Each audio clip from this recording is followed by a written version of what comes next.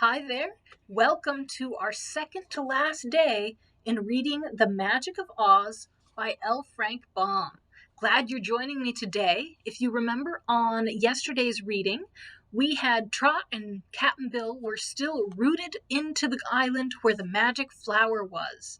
The wizard tried a number of different spells and potions to try and save them, but he could not unstick them. Trot and Cap'n Bill are quickly shrinking, and Trot fears that they won't be able to be saved. So let's go ahead and read our chapters today and find out what happens to Trot and Cap'n Bill.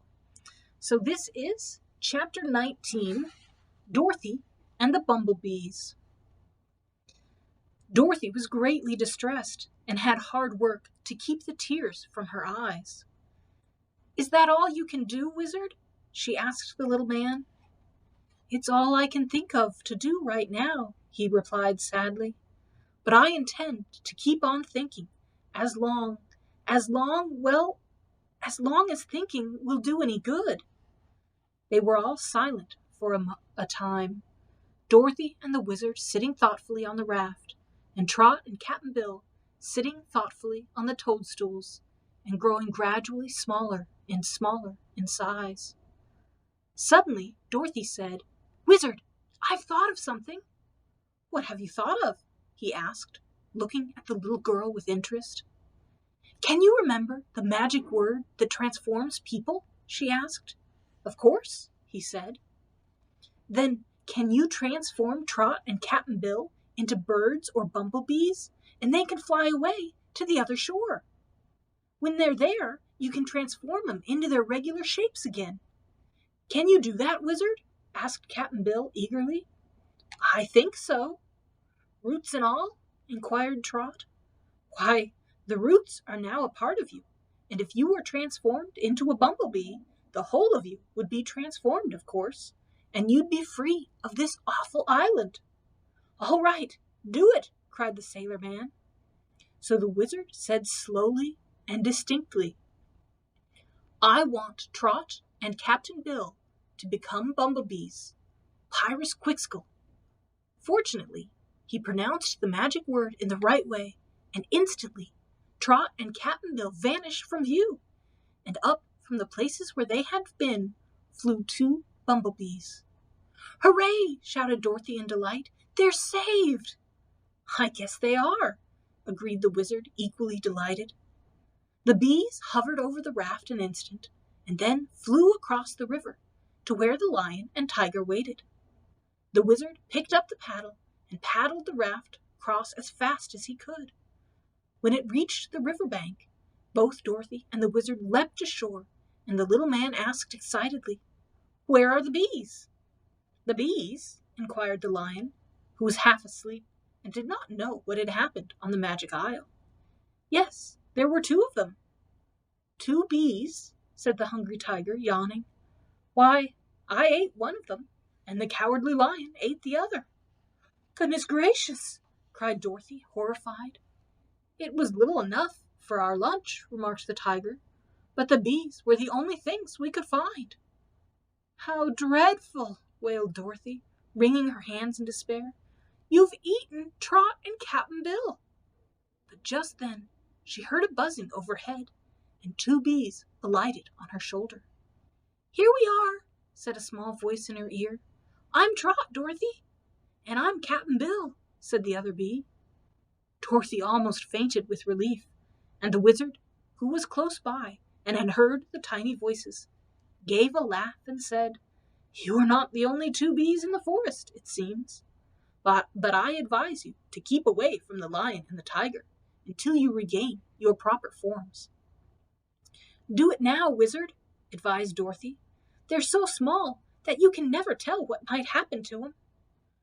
So the wizard gave the command and pronounced the magic word, and in the instant Trot and Cap'n Bill stood beside them as natural as before they had met their fearful adventure. For they were no longer small in size, because the wizard had transformed them from bumblebees into the shapes and sizes that nature had formerly given them. The ugly roots on their feet had disappeared with the transformation. While Dorothy was hugging Trot and Trot was softly crying because she was so happy, the wizard shook hands with Cap'n Bill and congratulated him on his escape.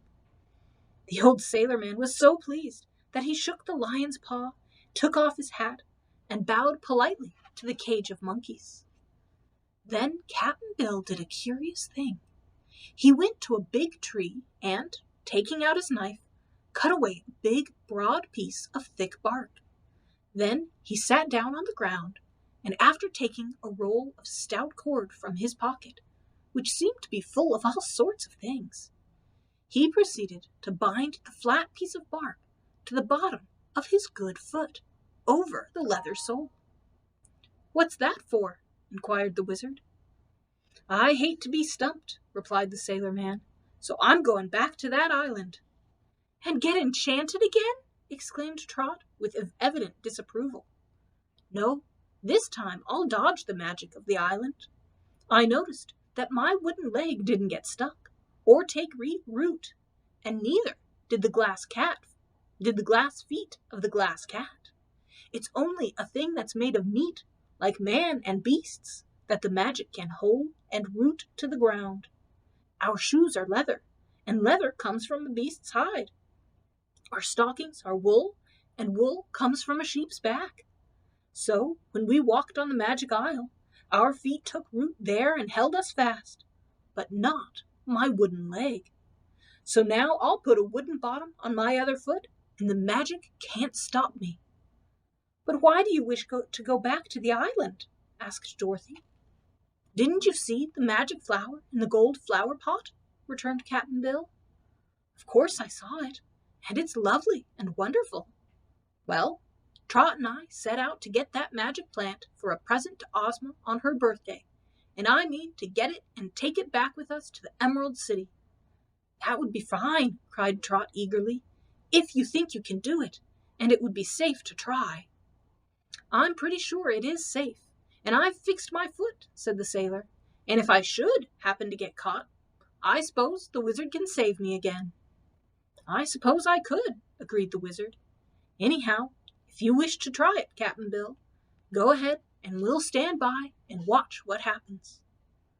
So the sailor-man got upon the raft again and paddled over to the magic isle, landing as close to the golden flower pot as he could. They watched him walk across the land, put both arms around the flower pot, and lift it easily from its place. Then he carried it to the raft and set it down very gently. The removal did not seem to affect the magic flower in any way, for it was growing daffodils when Cap'n Bill picked it, and on the way to the raft it grew tulips and gladioli. During the time the sailor was paddling across the river to where his friends awaited him, 7 different varieties of flowers bloomed in succession on the plant. "I guess the magician who put it on this island never thought that anyone would ever carry it off," said Dorothy. "He figured that only men would want the plant, and any man who went upon the island to get it would be caught by the enchantment," added the wizard. After this, remarked Trot, "no one will care to go on the island, so it won't be a trap any more." "There!" exclaimed Cap'n Bill, setting down the magic plant in triumph upon the river bank. "If Ozma gets any better birthday present than that, I'd like to know what it can be." "It'll surprise her, all right," declared Dorothy, standing in awed wonder before the gorgeous blossoms and watching them change from yellow roses to violets. "It'll surprise everybody in the Emerald City," Trot asserted in glee, "and it'll be Ozma's present from Cap'n Bill and me." "I think I ought to have a little credit," objected the Glass Cat. "I discovered the thing, and led you to it, and brought the wizard here to save you, when you got caught." "That's true," admitted Trot, "and I'll tell Ozma the whole story, so she'll know how good you've been." Chapter 20. The Monkeys Have Trouble. "Now," said the wizard, "we must start for home. But how are we going to carry that big gold flower pot? Cap'n Bill can't lug it all the way, that's certain." "No," acknowledged the sailor-man, "it's pretty heavy. I could carry it for a little while, but I'd have to stop and rest every few minutes." "Couldn't we put it on your back?" Dorothy asked the Cowardly Lion with a good-natured yawn. "I don't object to carrying it, if you can fasten it on," answered the Lion. "If it falls off," said Trot, "it might get smashed and ruined." "I'll fix it," promised Cap'n Bill. "I'll make a flat board out of one of these tree trunks, and tie the board on the lion's back, and set the flower pot on the board." He set to work on this at once, but as he only had a big knife for a tool, his progress was slow.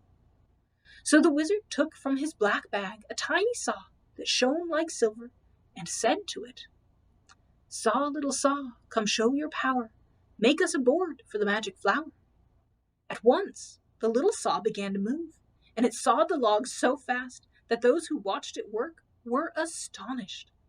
It seemed to understand, too, just what the board was to be used for when it was completed, it was flat on top and hollow beneath in such a manner that it exactly fit the lion's back.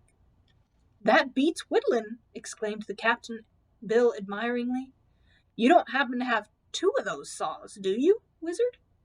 "No," replied the Wizard, wiping the magic saw carefully with his silk handkerchief and putting it back in the black bag. "It's the only saw of its kind in the world, and if there were more like it, it wouldn't be so wonderful." They now tied the board to the lion's back, flat side up, and Cap'n Bill carefully placed the magic flower on the board. "For fear of accidents," he said, "I'll walk beside the lion and hold on to the flower pot." Trot and Dorothy could both ride on the back of the Hungry Tiger, and between them they carried the cage of monkeys. But this arrangement left the Wizard, as well as the sailor, to make the journey on foot, and so the procession moved slowly, and the Glass Cat grumbled because it would take so long to get back to the Emerald City. The cat was sour-tempered and grumpy at first, but before they had journeyed far, the crystal creature had discovered a fine amusement. The long tails of the monkeys were constantly sticking out through the bars of their cage, and when they did, the Glass Cat would slyly seize the tails in her paws and pull them. That made the monkeys scream, and their screams pleased the Glass Cat immensely.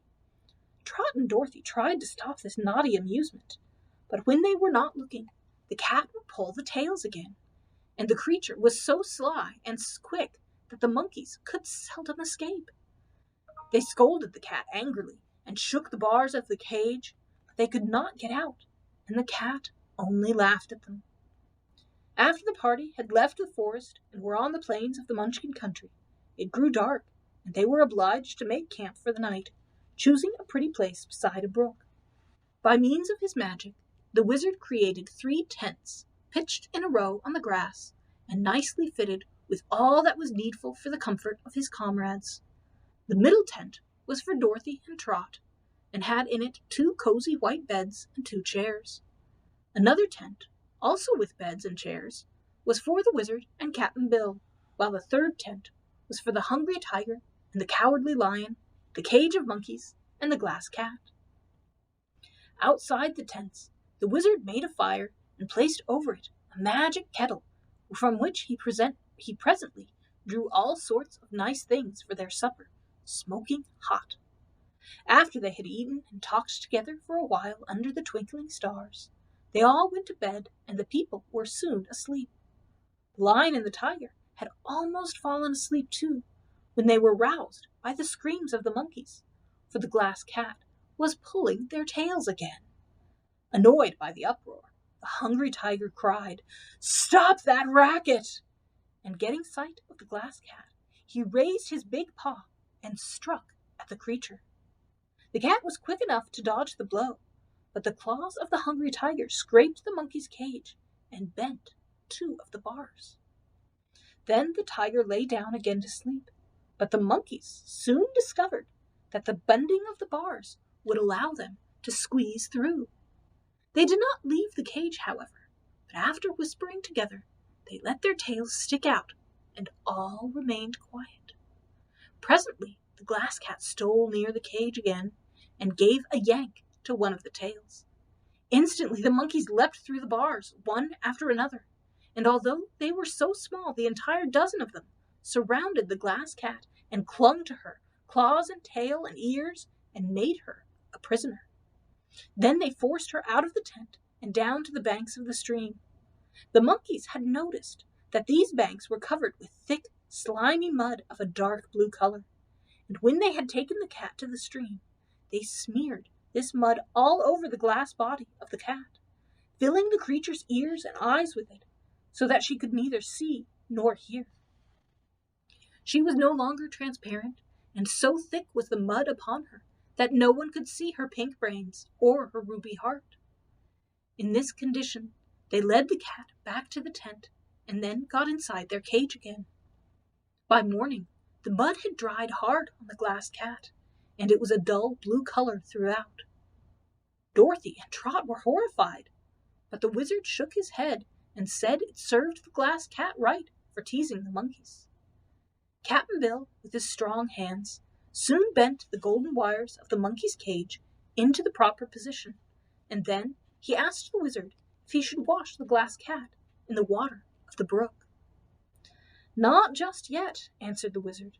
"The cat deserves to be punished, so I think I'll leave that blue mud, which is as bad as paint, upon her body, until she gets to the Emerald City.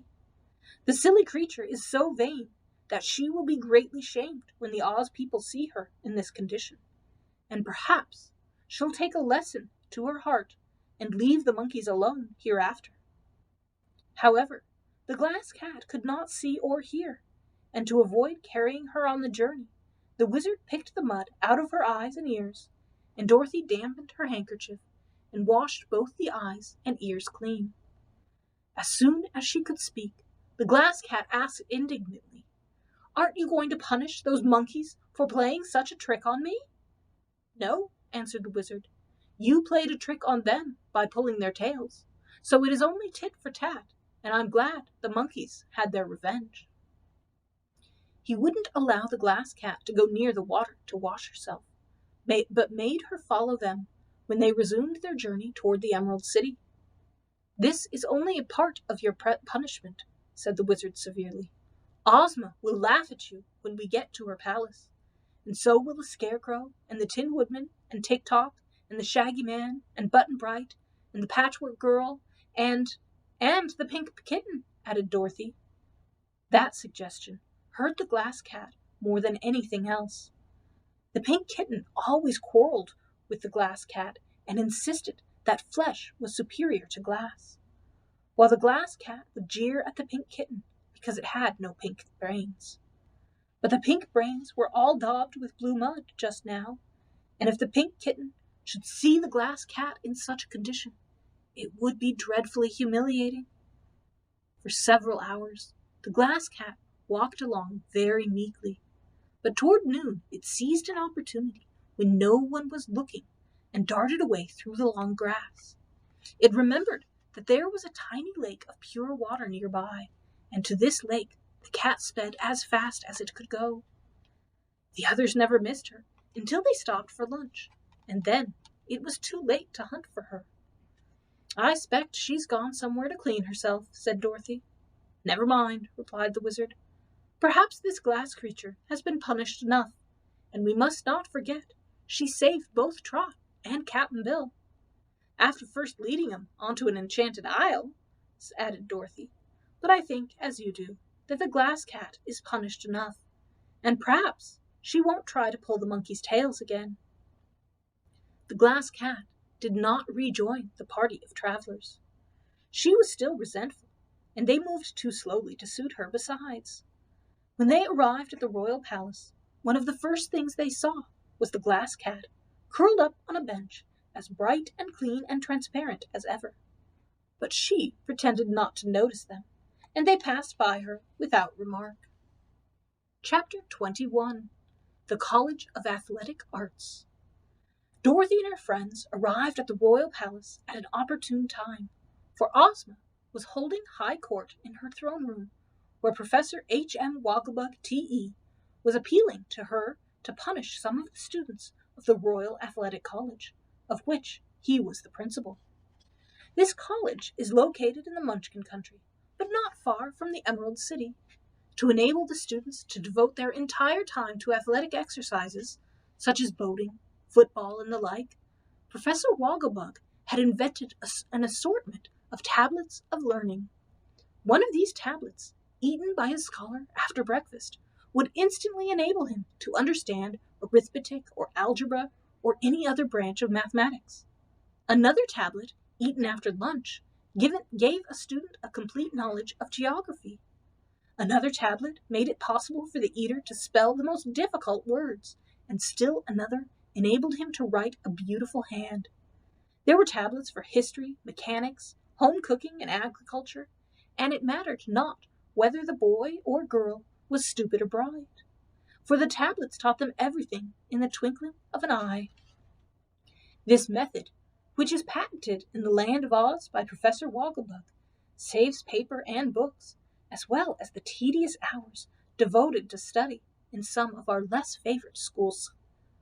And it also allows the students to devote all their time to racing, baseball, tennis, and other manly and womanly sports, which are greatly interfered with by the study in those temples of learning where tablets of learning are unknown. But it so happened that Professor Wogglebug, who had invented so much that he had acquired the habit, carelessly invented a square meal tablet, which was no bigger than your little fingernail, but contained in condensed form the equal of a bowl of soup, a portion of fried fish, a roast, a salad, and a dessert, all of which gave the same nourishment as a square meal. The professor was so proud of these square meal tablets that he began to feed them to the students at his college instead of the other food. But the boys and girls objected because they wanted food that they could enjoy the taste of. It was no fun at all to swallow a tablet with a glass of water and call that dinner, so they refused to eat the square meal tablets. Professor Wogglebug insisted, and the result was that the senior class seized the learned professor one day and threw him into the river, clothes and all. Everyone knows that a Wogglebug cannot swim, and so the inventor of the wonderful square meal tablets lay helpless on the bottom of the river for 3 days before a fisherman caught one of his legs on a fish hook and dragged him out upon the bank. The learned professor was naturally indignant at such treatment, and so he brought the entire senior class of the Emeralds to the Emerald City and appealed to Ozma of Oz to punish them for their rebellion. I do not suppose the girl ruler was very severe with the rebellious boys and girls, because she herself had refused to eat the square meal tablets in place of food. But while she was listening to the interesting case in her throne room, Cap'n Bill managed to carry the gold flower pot containing the magic flower up to Trot's room without it being seen by anyone except Jellia Jam, Ozma's chief maid of honor, and Jellia promised not to tell. Also, the wizard was able to carry the cage of monkeys up to one of the top towers of the palace, where he had a room of his own to which no one came unless invited. So Trot and Dorothy, Cap'n Bill, and the wizard were all delighted at the successful end of their adventure. The Cowardly Lion and the Hungry Tiger went to the marble stables behind the royal palace, where they lived while at home, and they too kept a secret, even refusing to tell the wooden sawhorse and Hank the mule and the yellow hen and the pink kitten where they had been. Trot watered the magic flower every day and allowed no one in her room to see the beautiful blossoms, except her friends, Betsy Bobbin and Dorothy. The wonderful plant did not seem to lose any of its magic by being removed from its island, and Trot was sure that Ozma would prize it as one of her most delightful treasures. Up in his tower, the little Wizard of Oz began training his 12 tiny monkeys, and the little creatures were so intelligent that they learned every trick the wizard tried to teach them. The wizard treated them with great kindness and gentleness, and gave them the food that monkeys love best, so they promised to do their best on the great occasion of Ozma's birthday.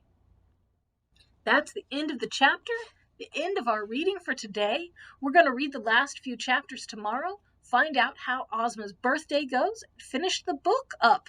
So I hope you will join me tomorrow as we do finish up the book, and then on Thursday we will be starting a new book. So I hope that you do join me as we continue on with the Oz series. Until tomorrow, have a wonderful rest of your day.